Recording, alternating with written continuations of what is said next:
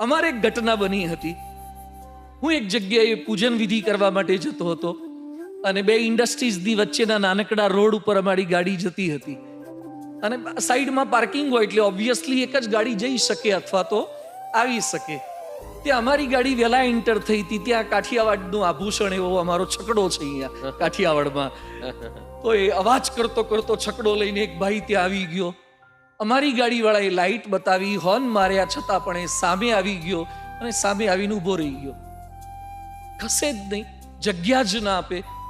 એટલે અમારા ડ્રાઈવરે અને છકડાએ પોતાનું વાહન બંધ કરી દીધું, પલાઠી વાળીને બેસી ગયો.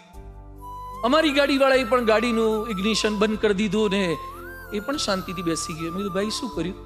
મને કે એને ટાઈમ છે તો આપણે ટાઈમ છે, આપણે પહેલા આવ્યા છીએ, આપણે હોર્ન માર્યા છે, આપણે લાઇટ મારી છે, છતાં એ ખસે નહીં.